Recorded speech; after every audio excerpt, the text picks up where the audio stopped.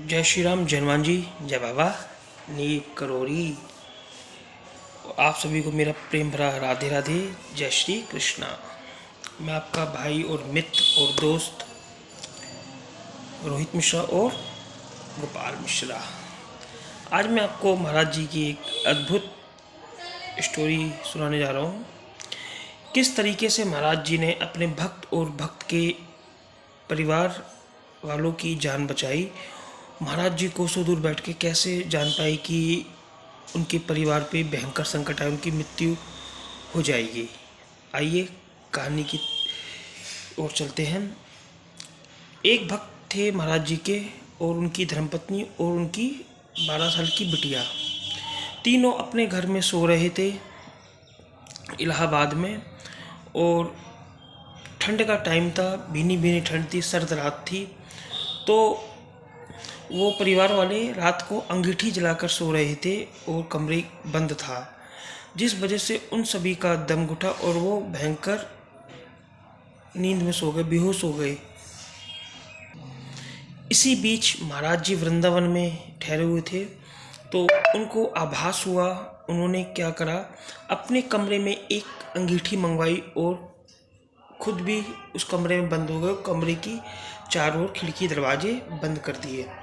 उसके बाद क्या होता है, लोग ये सब बड़े महाराज जी का इस तरीके का व्यवहार देख के लोग काफ़ी हैरान हुए, भयभीत हुए और कुछ परेशान भी हुए कि आखिर महाराज जी ऐसा क्यों कर रहे हैं।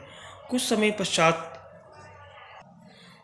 उनके कुछ भक्तों ने सोच समझकर और बड़े डरे भाव से दरवाज़ा खोला।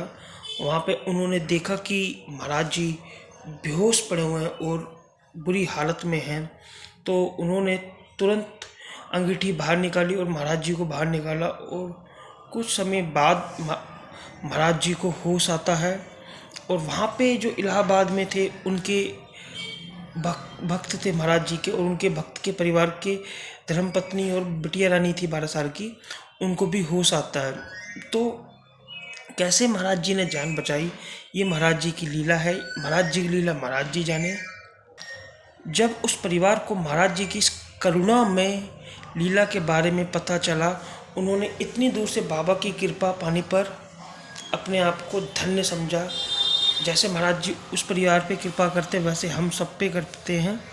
और कैसी लगी मेरी स्टोरी महाराज जी की, आप मेरे को कमेंट करके बताएं। जिस भी भाई बंधु ने मेरा चैनल सब्सक्राइब नहीं करा, पहले सब्सक्राइब ज़रूर करें ताकि आपको टाइम टू टाइम महाराज जी की स्टोरी के बारे में पता चल सके।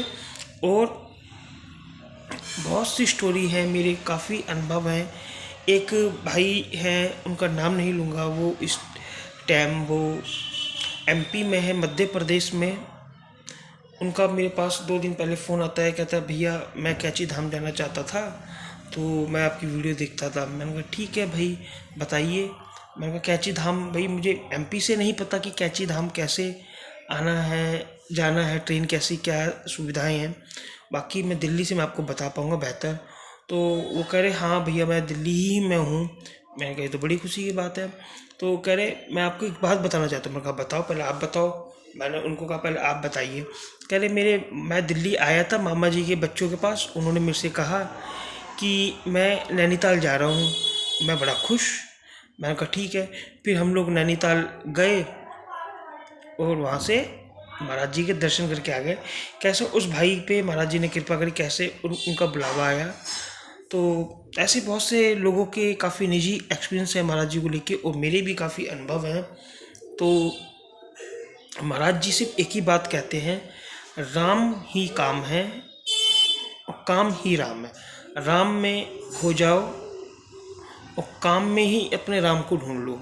और दूसरी चीज़, माता पिता की सेवा कभी भी करना ना भूलें, लोगों से प्रेम करना कभी भी ना छोड़ें, और लोगों से ईर्ष्या बिल्कुल भी ना करें, और ज़रूरतमंद लोगों को भोजन अवश्य कराएं।